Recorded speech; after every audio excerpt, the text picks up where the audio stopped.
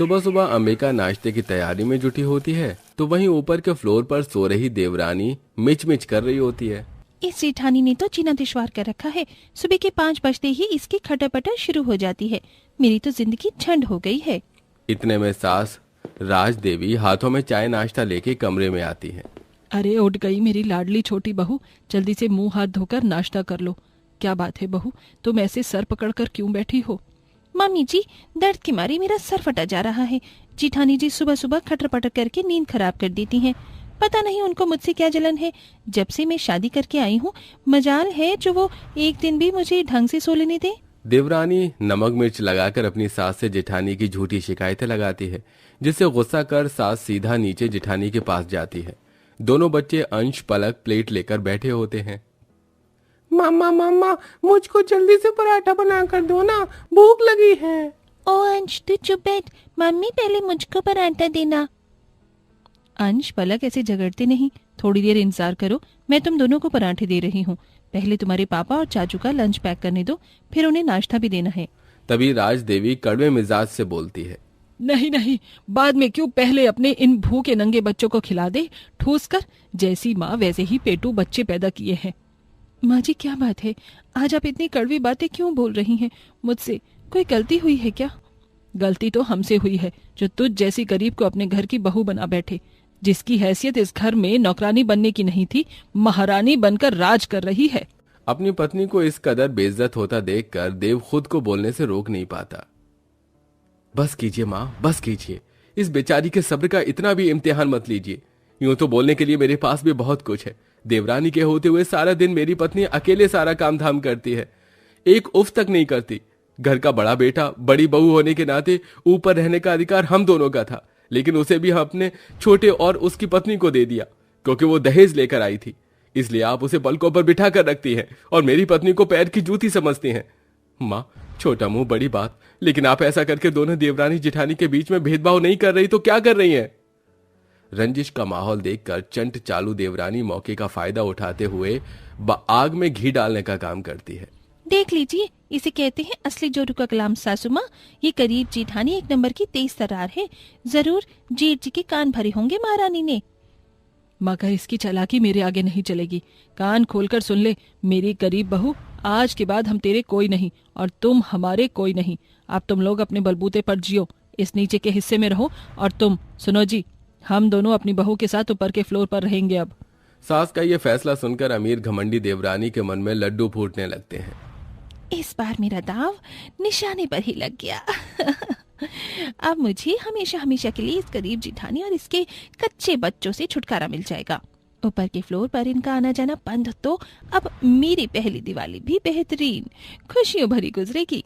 ऐसा घर सजाऊंगी कि मेरी गरीब जेठानी देखकर पटाखों की तरह जलकर खाक हो जाएगी। इसी तरह से गुजरते दिनों के साथ दिवाली आ जाती है।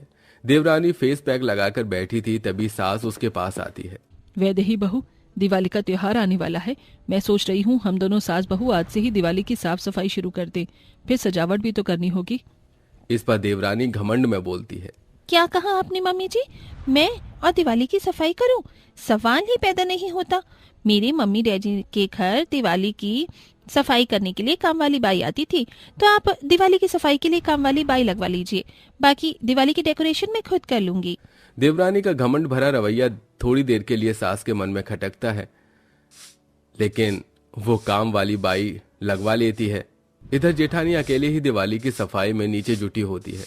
बेचारी गरीब जेठानी नीचे के जिस जगह में रह रही थी, फर्श एकदम टूट चुका था। दीवार और छत में काफी ज्यादा सीलन आ चुकी थी, क्योंकि आखिर बार रंग पेंट तब हुआ था जब अंबिका शादी करके घर में आई थी, जबकि जिसे 8 साल बीत चुके थे, जबकि अमीर देवरानी के लिए हाल ही में नए कमरे तैयार किए गए थे। देव जी, क्यों नहीं इस बार हम भी नीचे वाले हिस्से में थोड़ा बहुत रंग पेंट करवा ले? देखिए ना, घर की दीवार का बिल्कुल रंग उतर चुका है, कितनी फीकी लग रही है। बाकी सजावट तो मैं अपने हाथों से कर लूंगी। मैं पेंट करवा तो देता अंबिका, लेकिन इस बार दिवाली में फैक्ट्री में काम बहुत मंदा चल रहा है, इसीलिए तनख्वाह भी लेट मिलेगी तो मुश्किल है। कोई बात नहीं जी, मैं कर लूंगी, इसी में आप चिंता मत कीजिए।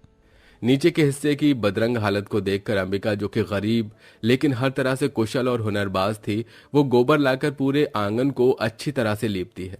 तो वहीं घमंडी अमीर देवरानी ऊपर के मंजिल में महंगा रॉयल पेंट, वाल पुट्टी वगैरह करवा रही थी और सजावट के लिए महंगी महंगी लाइट्स लेकर आई थी, उसे चारों तरफ लगा देती है। अब लग रहा है ना मेरा फ्लोर बिल्कुल दुल्हन की तरह सजा हुआ। कितनी आलीशान डेकोरेशन की है मैंने दिवाली की। ये तो घर की साज सजावट हुई है। अभी तो मैं खुद ऐसा पार्लर से सजूंगी कि मेरी गरीब जिठानी मुझे देखकर हाथ मलती रह जाएगी। एक बार कारीगरों का काम तो देख लूं, कमरों का रंग पेंट कैसे किया है। वैदेही कमरे में आती है जहां कमरे में पीला कलर का पेंट होता देखकर वो पिन के अंदाज में बोलती है, What the hell is this going on? अरे ओ भैया, मैंने तो तुम्हें पर्पल कलर का पेंट करने को कहा था, फिर ये yellow yellow dirty fellow colour किससे पूछकर कर रहे हो? माताजी ने कहा था ये रंग करने को। बहन जी, आप उनसे बात कर लीजिए। क्या हुआ वैदेही बहू, ये लड्डू कलर का पेंट अच्छा तो लग रहा है। पता है पीला कलर लक्ष्मी गणेश की शुभदा का ही प्रतीक होता है। इस रंग का पेंट करवाने से घर में वैभव धन आता है, सो मैंने करवा दिया। मामी जी, आप अपनी जाहिलपंती ना मत कीजिए। मुझे अपने हिसाब से दिवाली की सजावट करने दीजिए, समझ गई? ये मैं सब नहीं मानती हूँ। और एक बात, मैं दिवाली की दावत में कोई पकवान नहीं बनाने वाली, क्योंकि मैंने ऑनलाइन बिरयानी ऑर्डर की है। मेरे फ्रेंड्स आने वाले हैं, सो आप किसी किस्म की चिक चिक मत कीजिएगा। इस बार सास को वैदेही का चाल चलन बर्दाश्त नहीं होता और वो झंड करते हुए बोलती है, बहू तो इस घर की लक्ष्मी है। दिवाली के दिन घर में घर की बहू अपने हाथों से लक्ष्मी पूजन करती है और पकवान बनाकर भोग लगाती है। अगर यही नहीं होगा तो ये दिवाली के साथ सजावट सब व्यर्थ है। तू अपने मन की ही कर, मैं नहीं रोकूंगी। मेरी गलती है जो मैंने अपने घर की लक्ष्मी को, अपनी बड़ी बहू को तेरे लिए त्याग दिया और तुझसे उम्मीद लगाई। हाँ तो चली क्यों नहीं जाती अपनी उस लक्ष्मी बहू के घर? जाओ, जाकर नीचे सड़ो, आप भी उनके साथ। जा रही हूँ बहू, चलो जी। चलो भाग्यवान, चलते हैं। आंखों में आंसू लेकर सास ससुर राजदेवी और हरी मुरारी देवरानी के ऊपर वाले फ्लोर से नीचे जेठानी के घर आते हैं। छोटी दिवाली का दिन होता है।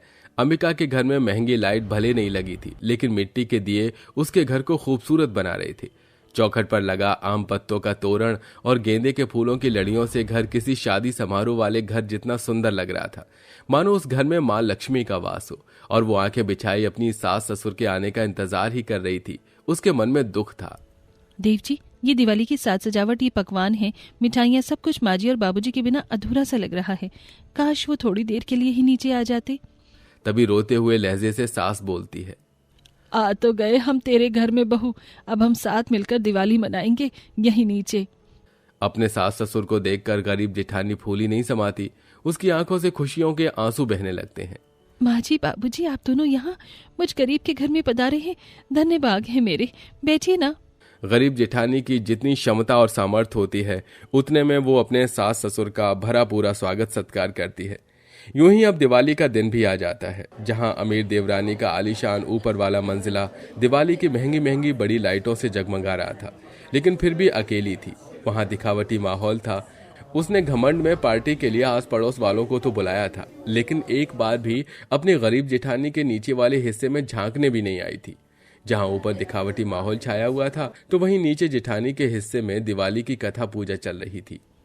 ये लीजिए पंडित जी, मेरी तरफ से आपकी दान दक्षिणा। ये थोड़े पकवान, आटा, आलू और ये 21 रुपए हैं मेरे पास, केवल यही हैं, स्वीकार कीजिए। तभी देवरानी घमंड से थाली भरकर महंगी मिठाइयाँ, पकवान, फल, कपड़े और रुपए लेके आती है और सीढ़ी पर खड़ी होकर अहंकार से कहती है, पंडित जी, गरीब जेठानी का दान दक्षिणा लेकर आपको कुछ हासिल नहीं होने वाला। ये देखिए, मेरे पास आपको देने के लिए बहुत कुछ है। यकीन नहीं होता तो आप एक बार थाल भरकर चीजें देख लीजिए, और ये सारे रुपए भी मेरी तरफ से दिवाली की दक्षिणा आपके लिए। अब चलकर मेरे घर पे भी कथा सुना दीजिए। ज्यादा टाइम नहीं लूंगी आपका, शॉर्ट फॉर्म में कथा निपटा देना बस। इस पर पंडित जी गुस्सा करके कहते हैं, धन संपत्ति का इतना घमंड ठीक नहीं होता बेटी, क्योंकि लक्ष्मी को न आते हुए देर लगती है और न जाते हुए। मैं तुम्हारे घर में कथा सुनाने नहीं आ पाऊंगा। देवरानी घमंड से अपनी थाली लेकर ऊपर चली जाती है। तभी उसे कॉल आता है कि उसके पति की फैक्ट्री में दिवाली के पटाखे से आग लग जाने से सब कुछ जलकर खाक हो जाता है। एक ही पल में वो धनवान से कंगाल हो जाते हैं, जबकि जेठानी के पूजा पाठ के बदले उसके पति की तरक्की होती है। इतना सब हो जाने के बाद भी जेठानी देवरानी को हिम्मत देती है। देवरानी जी मत रोइए, पैसा ही तो गया है, वो तो फिर कमा लेंगे। परिवार तो साथ है, हम सब एक परिवार हैं। सुख दुख में परिवार थोड़ी छूटता है। चलिए चलकर एक साथ दिवाली मनाते हैं। अंत में वैदेही रोते हुए जेठानी से माफी मांगती है। जेठानी जी, मुझे मेरे बर्ताव के लिए माफ कर दीजिए। मैंने आपको हरदम जलाना चाहा, शायद इसीलिए लक्ष्मी माता ने मुझे निर्धन बना दिया, लेकिन अब मुझे परिवार से बढ़कर कुछ नहीं चाहिए। अंत में दोनों देवरानी जेठानी एक साथ मिलकर लक्ष्मी पूजन करती हैं, पूरे घर में घी के दिए जलाकर मिठाई खिलाती हैं। तो दोस्तों, कैसी लगी आपको हमारी ये कहानी?